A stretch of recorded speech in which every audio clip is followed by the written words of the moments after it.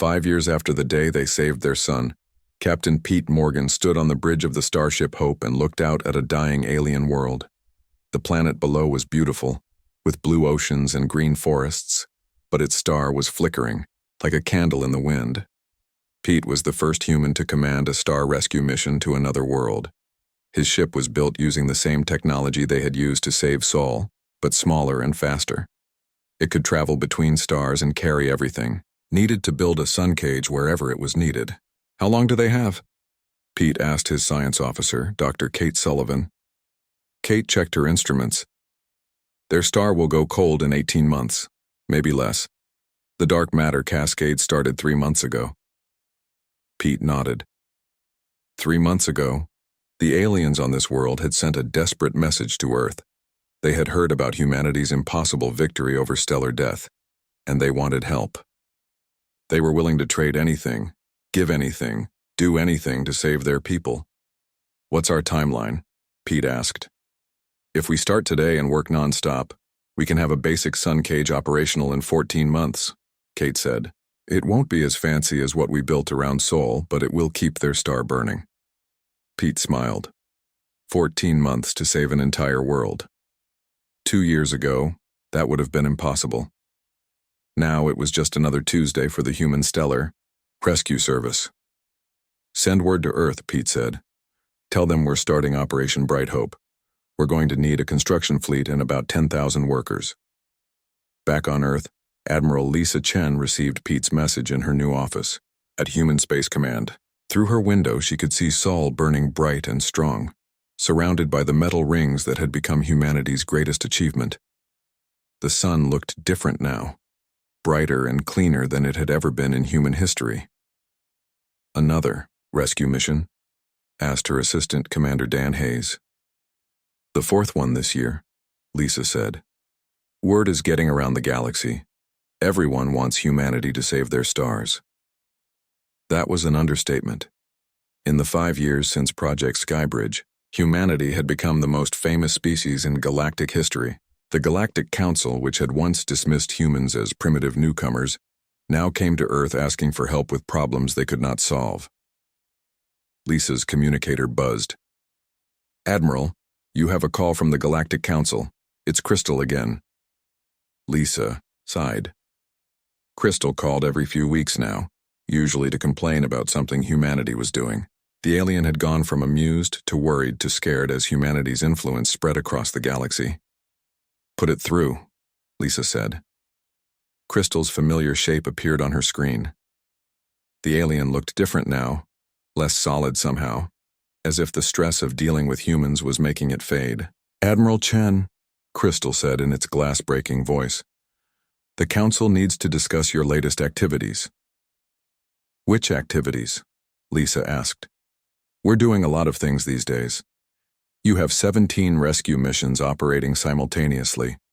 You are teaching other species how to control their stars. You are rebuilding entire solar systems that were damaged by cosmic disasters. You are..." Crystal paused, searching for words. "You are changing the fundamental nature of how the galaxy works." Lisa leaned back in her chair. "Is that a problem?" "Yes," Crystal said. "The natural order of the universe is that stars die and species adapt or perish. This has been the way for billions of years, but humans refuse to accept this order. You insist on saving everyone, helping everyone, fixing everything, and that's bad because..." Crystal's voice became higher, more stressed. "Because other species are starting to think like humans. They are refusing to accept cosmic disasters. They are demanding that their problems be solved instead of adapting. To them, they are expecting miracles." Lisa thought about that. In the past 5 years, humanity had saved 43 worlds from stellar death. They had moved 6 planets to safer orbits. They had rebuilt 12 solar systems that had been damaged by cosmic accidents. Every success made other species more demanding, more hopeful, more human in their thinking. "So we're making the galaxy a better place," Lisa said. "I still don't see the problem." "The problem," Crystal said, its voice getting sharper, "is that you are making the galaxy dependent on you.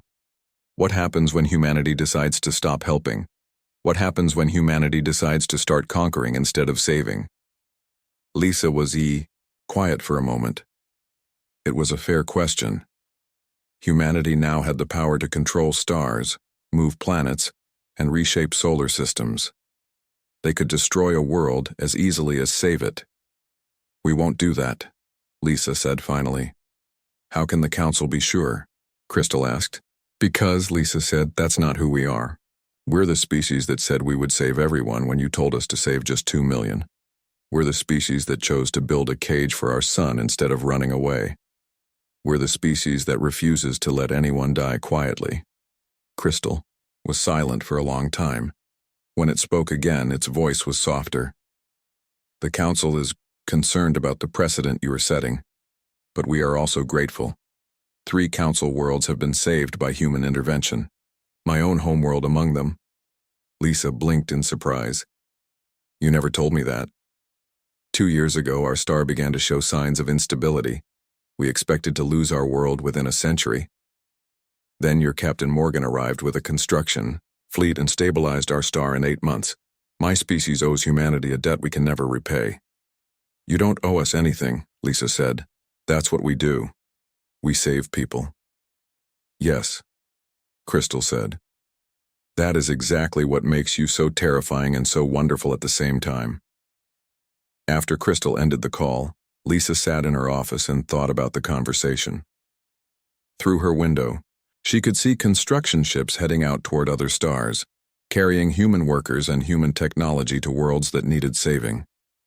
Jake Morrison, now elderly but still sharp, walked into her office. He had become the director of galactic relations, which meant he spent his time convincing alien governments to let humanity help them. How did it go with Crystal? Jake asked. The usual. They're scared of us but grateful at the same time. Lisa said. Jake, do you ever worry that we're changing too much? That maybe we're making the galaxy too dependent on us? Jake sat down and looked out at their tamed sun. You know what I think about when I worry about that? What? I think about 8 billion people who are alive today because we refuse to accept the word impossible. I think about 43 worlds full of people who get to watch their children grow up because we showed up with construction fleets and determination. Jake paused and smiled. I think about the fact that the galaxy is a little bit less dark today than it was 10 years ago. And that's because humans decided that stars don't get to die if we can help it. Lisa nodded. He was right, of course. They had changed the galaxy, but they had changed it for the better. Besides, Jake continued, it's too late to worry about it now. The whole galaxy knows that humans don't accept the natural order of things. They know that if something is broken, we'll try to fix it. They know that if someone needs help, we'll show up. Is that such a bad reputation to have? Lisa asked. Could be worse, Jake said. We could be known as the species that runs away when things get difficult. That evening, Lisa stood on the observation deck of Humanity Station and watched the sunset. But it wasn't really a sunset anymore. Sul never set now that it was controlled by human technology. Instead, the light slowly changed colors as Helios adjusted the star's output for optimal energy distribution across the solar system. Around her, the space station bustled with activity. Ships were coming and going, carrying supplies and workers to rescue missions across the galaxy. The communications center was busy coordinating 17 different star-saving operations. The engineering labs were designing new technologies that would make future rescues faster and easier. Humanity had become the galaxy's emergency service, and they were good at it. Dr. Mia Park, now the director of stellar engineering, joined Lisa on the observation deck. Long day? She asked. Long year, Lisa said, but a good year. How many worlds did we save this year? 14, Mia said, and we relocated 3 planets that were in danger from asteroid impacts. Oh, and we taught the Zephyrians how to build their own sun cages so they can handle future problems themselves. Lisa smiled. That was the best part of their work. They weren't just saving worlds. They were teaching other species how to save themselves. What's next? Lisa asked. The Andromedans want us to help them move their entire civilization to a safer galaxy, Mia said. Apparently there's some kind of cosmic disaster coming that will destroy everything in their current location. Lisa laughed. Moving an entire civilization to another galaxy? That sounds impossible. Good thing we specialize in impossible, Mia said. They stood together and watched their controlled sun paint the sky with colors that had never existed before humanity learned to cage stars. The sky had indeed turned human, just as the galaxy had feared and hoped it would. Somewhere in the distance, another rescue fleet was preparing to launch. Another impossible mission was about to begin. Another world was about to discover that humans had a simple rule: nobody dies quietly on humanity's watch. The stars no longer ruled the galaxy. Humanity had taught them to kneel. 4 years after Jake Morrison made his promise, Admiral Lisa Chen stood in the control room of Humanity Station, the largest space structure ever built. Through the giant windows, she could see their sun surrounded by 50 rings of metal and light. The cage was complete. Today they would find out if it worked. Lisa had been promoted from doctor to admiral because the project had become bigger than anyone imagined. She now commanded 1 million people working in space, all focused on the same goal: save the sun, save everyone. Status report, Lisa said to her team. Commander Dan Hayes looked up from his computer station. All 50 rings are in position and responding to commands. The control computers are online, the power systems are ready. Lisa nodded. The control computers were the most advanced machines humans had ever built. They could think 1 million times faster than a human brain and watch 1 trillion different things at the same time. They would need to be that smart to control a star. What about the dark matter readings? Lisa asked. Dr. Chris Allen, who had joined the project 2 years earlier, checked his instruments. The cascade is accelerating. Sol's core temperature has dropped 3% in the last month. If we don't start the reversal process today, we might lose our chance. Lisa took a deep breath. For 4 years, everyone on Earth had worked toward this moment. Billions of people had changed their entire lives. Families had been separated. Countries had spent all their money. The planet itself had been transformed into a machine for building other machines, all for this one day. Jake, Lisa said into her communicator. Are you ready down there? Jake Morrison's voice came back from Earth's surface. He was now the director of global operations, which meant he was in charge of making sure 8 billion people had everything they needed while most of Earth's resources went to space. We're ready up here too, Jake said. Every power plant on Earth is connected to the transmission array. Every solar panel, every wind farm, every nuclear reactor. When you flip that switch, you'll have more energy than humanity has ever used at one time. Lisa looked around the control room. Her team had worked for 4 years to reach this moment. They were tired, scared, and excited all at the same time. Mia, Lisa said to her daughter, who was now the chief engineer of the entire project. Is Helios ready? Mia Park looked at the master control panel. Helios was the artificial brain they had built to control their caged sun. It was made of computers spread across all 50 rings, connected by signals that moved faster than light. Helios could think about 1 million different problems at once and solve them all in less than a second. Helios is online and waiting for commands, Mia said. It's been studying the sun for 6 months. It knows Sul better than we know ourselves. Lisa walked to the center of the control room. In front of her was a single red button. Pushing that button would start the most dangerous experiment in human history. They were going to try to reverse a cosmic force that had destroyed 63 worlds before theirs. All teams report status, Lisa said. One by one, the voices came back. Every space station, every ring, every control center reported the same thing. Ready. Earth Control, report status, Lisa said. Jake's voice was calm and steady. All power. Systems are online. All backup systems are ready. Earth is ready to give you everything we've got. Lisa looked out the window at their sun. Sol looked the same as always, bright and warm and eternal. But she knew that inside its core, dark matter, was eating away the nuclear fires that kept everyone alive. Without those fires, Sul would go cold and dark and everyone would die. But not today. Today, humanity was going to fight back. Beginning the reversal process, Lisa said. All hands, this is Admiral Chen. Today we find out if 4 years of impossible work was worth it. Today we save our son.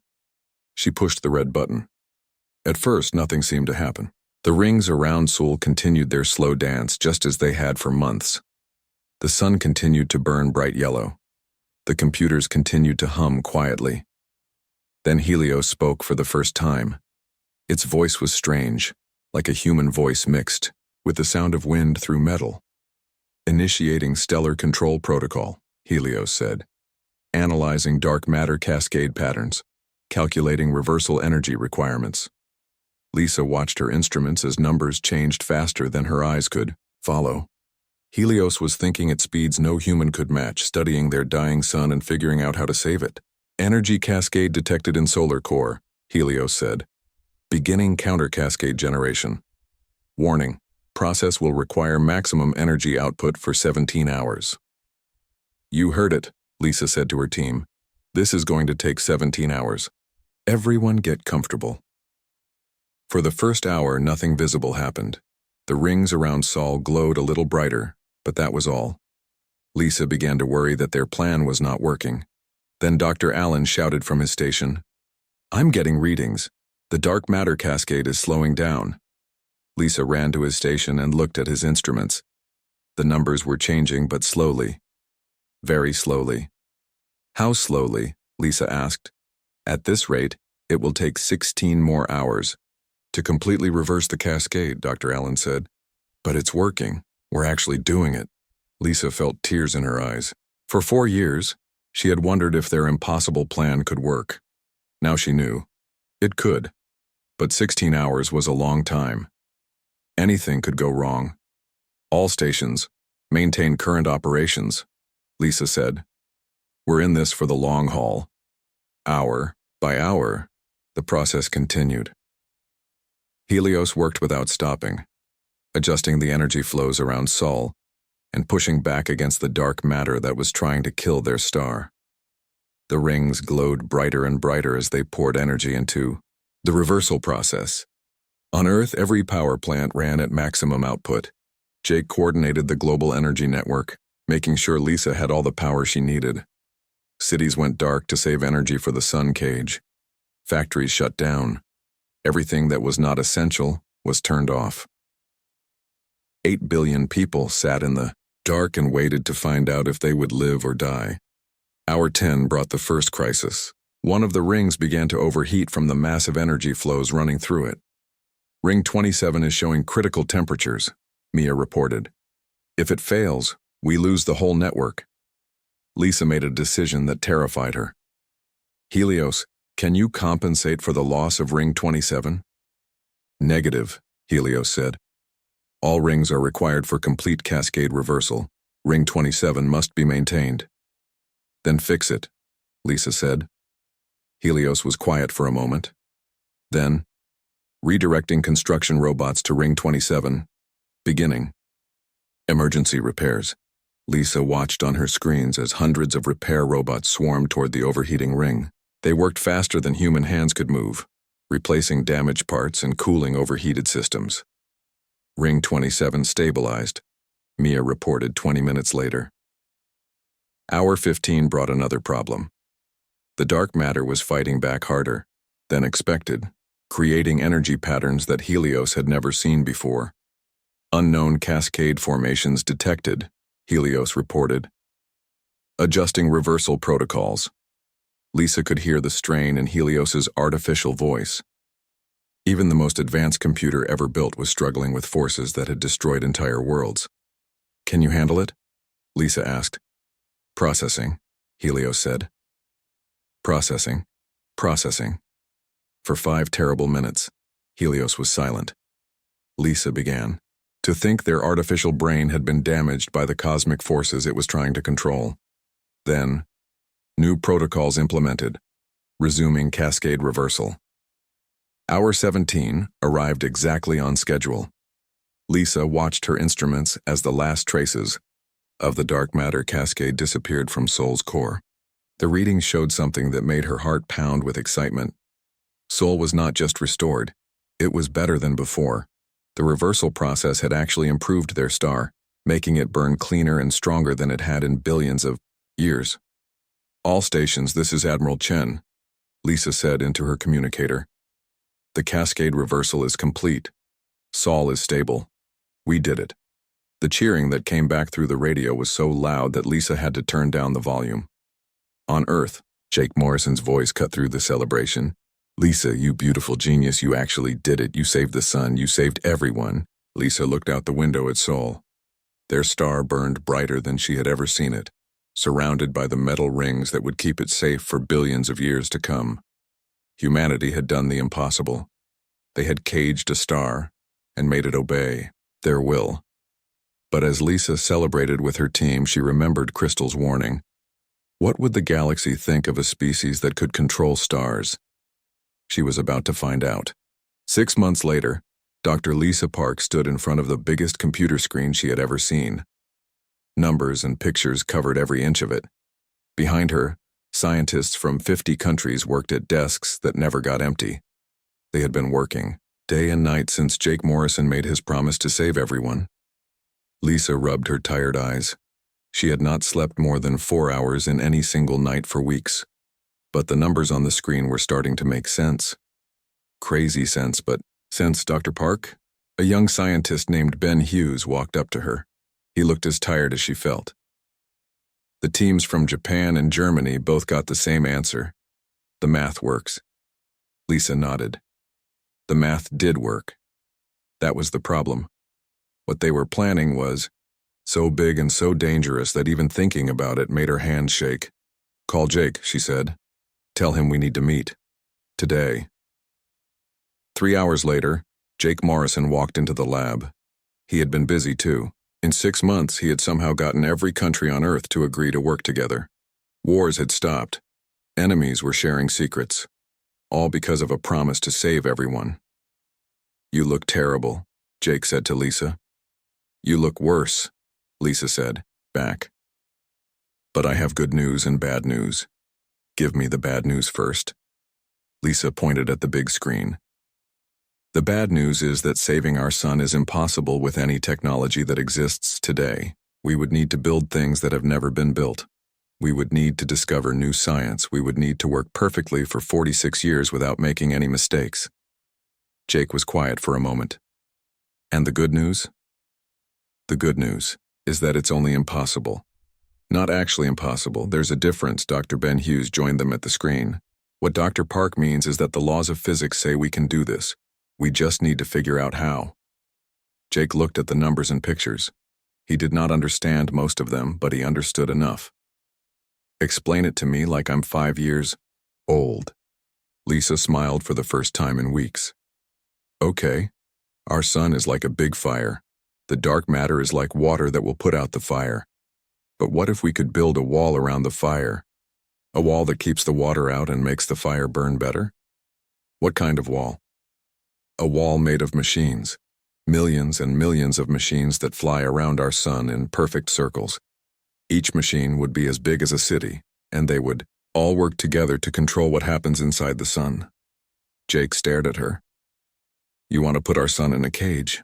"Yes, a cage made of machines that will keep it burning for billions of years instead of letting it die in 46. "How many machines?" Ben answered this time. "About 50 million. Each one would need to be built in space because they're too big to launch from Earth. We would need to build factories in space to make them. Big factories. Hundreds of them." Jake sat down in a chair. For a moment, Lisa thought he might give up.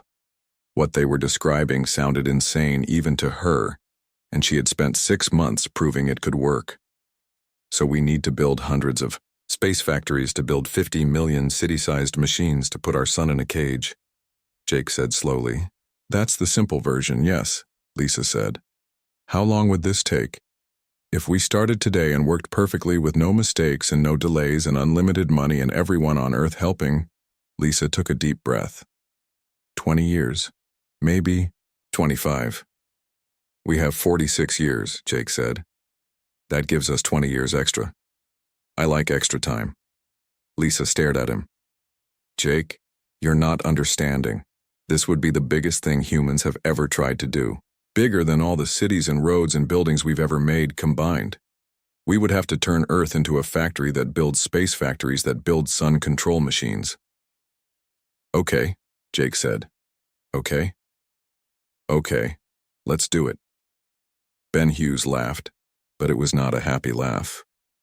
Jake, the amount of metal we would need is more than we've ever dug out of the ground in all of human history. The amount of energy we would need is more than the whole world uses in 10 years. The computers we would need don't exist yet. The rockets we would need don't exist yet. The robots we would need don't exist yet. Then we'll build them, Jake said. We'll invent them. We'll dig up more metal and make more energy and create new computers and rockets and robots. Lisa shook her head. It's not that simple. We would need every person on Earth to stop doing their normal jobs and work on this instead. Every factory would have to make space stuff. Every mine would have to dig up metal for space stuff. Every power plant would have to make energy for space stuff. Fine, Jake said. Fine? Fine. That's what we'll do. Ben was looking at Jake like he had gone crazy. You can't just tell 8 billion people to change their entire lives for 20 years. Watch me, Jake said. 2 weeks later, Jake stood in front of the biggest crowd of people ever gathered in one place. The United Nations building had been rebuilt to hold representatives from every country, every company, and every major organization on Earth. The meeting was also being broadcast to every television, computer, and phone on the planet. My name is Jake Morrison, he said into the microphone. 6 months ago, aliens told us our sun was going to die. They offered to save 2 million of us. I said we would save everyone instead. The crowd was perfectly quiet. 8 billion people were listening to his voice. Today, Dr. Lisa Park is going to explain how we can do that. It's going to sound impossible. It's going to sound crazy. It's going to sound like the hardest thing anyone has ever tried to do. That's because it is all of those things. Jake paused and looked out at all the faces staring back at him. But here's what I learned in 20 years as a soldier. Impossible things become possible when everyone works together toward the same goal. Today, I'm asking everyone on Earth to work together, not just countries or companies or organizations, everyone, every single person. Lisa stepped up to the microphone. For the next hour, she explained Project Skybridge. She showed pictures of the space factories they would build. She showed drawings of the machines that would cage their sun. She explained how every person on Earth would have a new job helping to save their world. When she finished, the crowd was still quiet. Then someone in the back started clapping.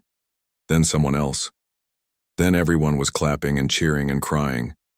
Jake took the microphone again. We have 45.5 years left. We start tomorrow. Every factory, every mine, every company, every government. We all work for the same boss now. We work for the sun. After the meeting, Jake and Lisa stood outside and looked up at the sky. It was night, but they could still see the sun's light reflecting off the moon. Do you really think we can do this? Lisa asked. I think we have to, Jake said. So we will. High, above them, invisible to human eyes, alien ships watched and waited. The Galactic Council was very interested to see what these strange humans would do next. They had seen many species face extinction. None had ever tried anything like this. Crystal floated in its ship and studied the readings from Earth. Already humans were moving faster than the Council's computers had predicted. Factories were being rebuilt. Mines were being expanded.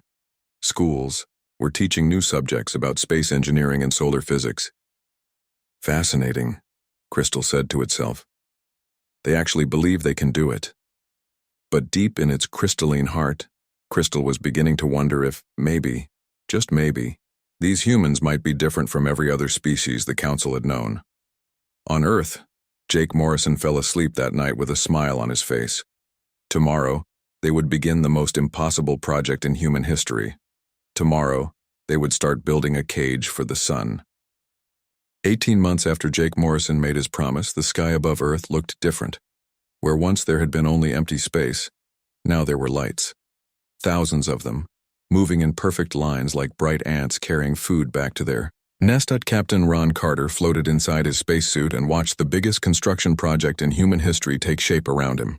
Below him, Earth spun slowly, its surface covered with new factories and mines that worked day and night. Above him, the first pieces of humanity's sun cage were being built. "Control, this is Carter," he spoke into his helmet radio. "Section 7 is ready for connection." The voice that answered came from a space station the size of a small city. "Copy that, Carter. Moving the connector now." Ron watched as a machine bigger than a football stadium moved toward him. It carried a piece of metal that would become part of the first ring around their sun. The piece was so large that Ron felt like an ant looking at a skyscraper. 2 years ago, this piece of metal had been rocks buried deep in the ground. Those rocks had been dug up by new mining machines that could work faster than anything humans had ever built before. The rocks had been melted down in new factories that could run on solar power from space. The metal had been shaped by new robots that could work in the cold emptiness of space. "Careful with that thing," Ron said, as the connector moved the metal piece into place. "If we mess this up, we have to start over." "Don't worry," said a voice from the space station. "We've done this 1,000 times already." That was true. In 18 months, humans had built more things in space than they had in the previous 50 years. They had built factories that could build other factories. They had built robots that could build other robots. They had built space stations that could house 1,000,000 workers. But the most amazing thing was how fast they were learning. Dr. Lisa Park had been right when she said they would need to discover new science. Every day, scientists were figuring out new ways to build things in space. Every day, engineers were inventing new machines that could work better and faster. Ron's radio crackled to life again. "Carter, you need to see this. Look toward the sun." Ron turned his body and looked through his helmet at their star.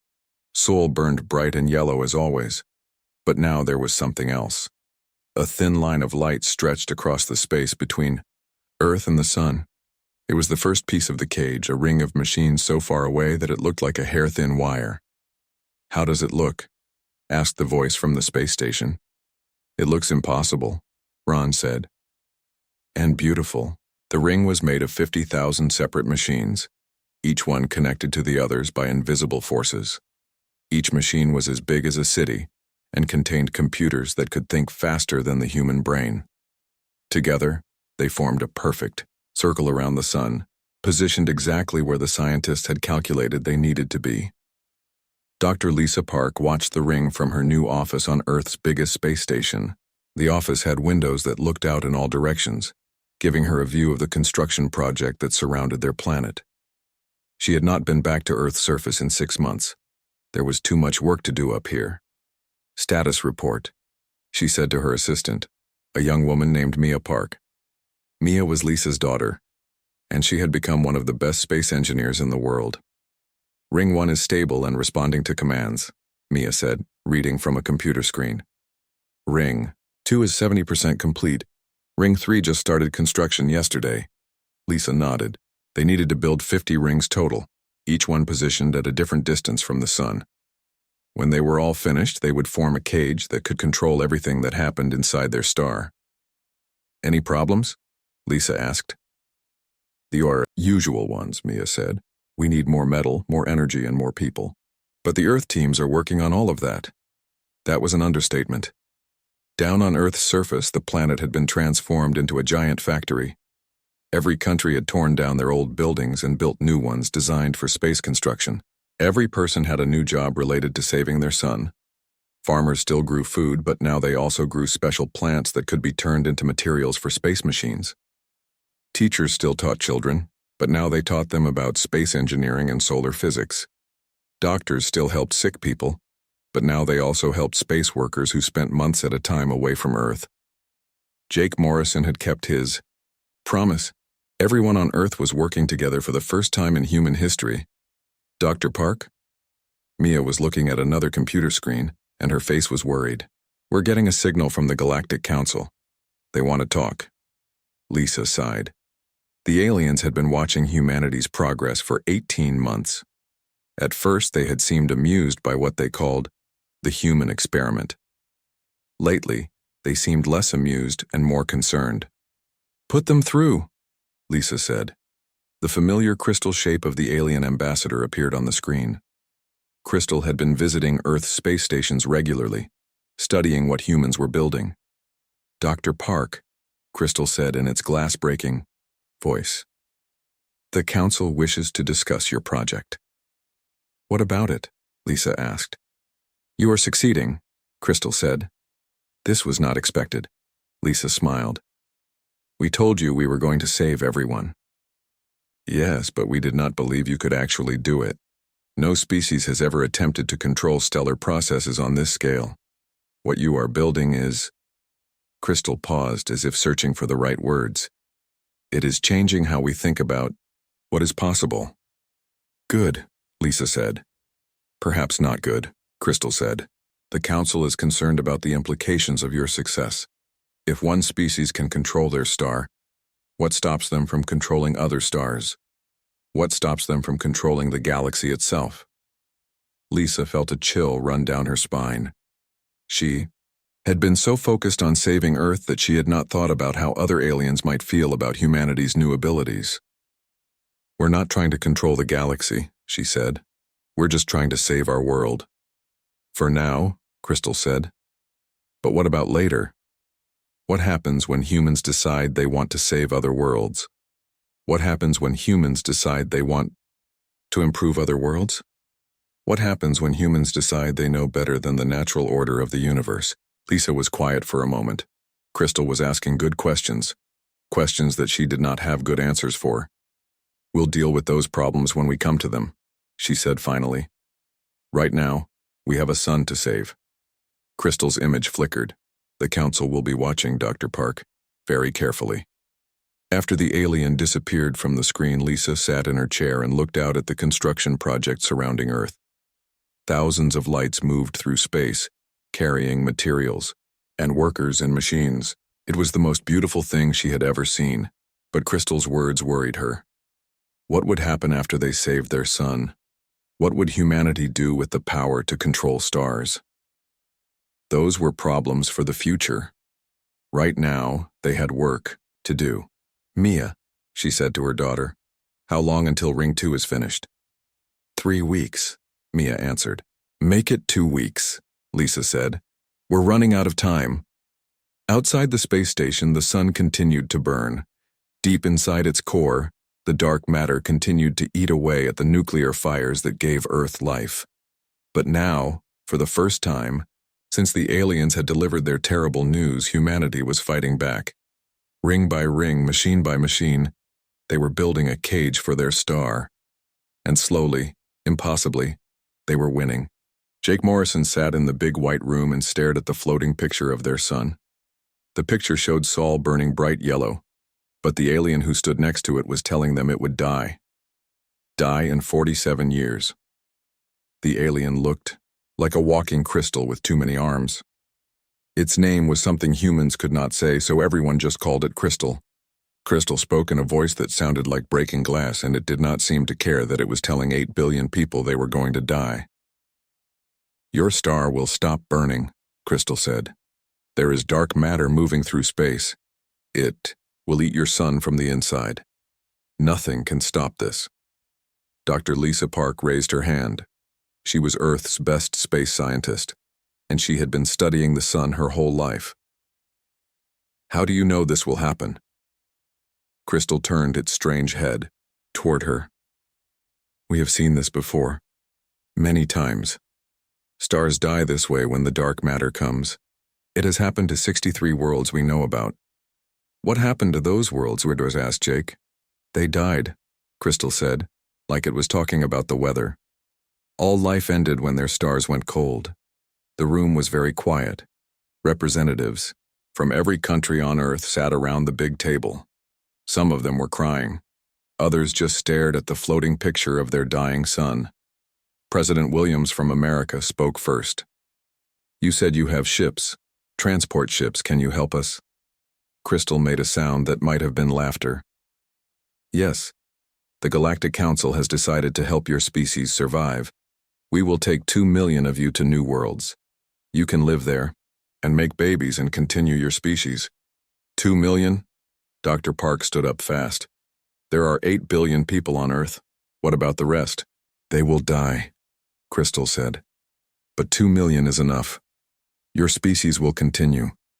This is how it works. This is how it has always worked. Jake felt anger burning in his chest. He had been a soldier for 20 years. He had fought in 3 wars and never lost a battle. He did not like the word impossible. What if we said no? Jake asked. What if we said we want to save everyone? Crystal's crystal body made a ringing sound. Other aliens in the room made similar sounds. They were laughing at him. You cannot save everyone, Crystal said. You are barely able to travel to your own moon. You cannot move 8 billion people across the galaxy. It is impossible.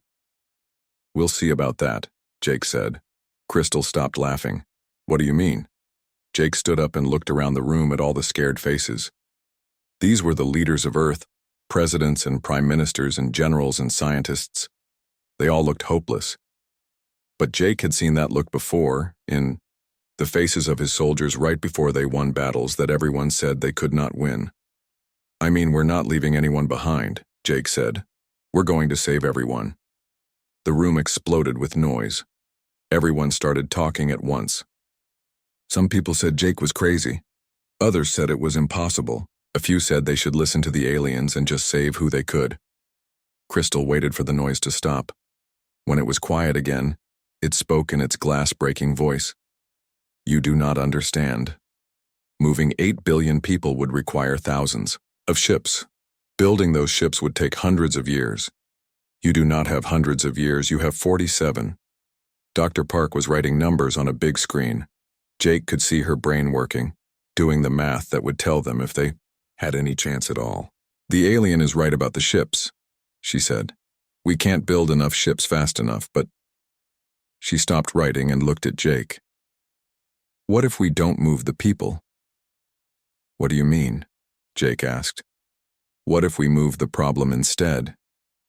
Dr. Park's eyes were getting bright the way they did when she had a big idea. The dark matter is killing our sun. What if we could stop it? What if we could save our sun instead of running away from it? Crystal made a new sound, like glass breaking in a different way. Impossible. No species has ever stopped a dark matter. Cascade.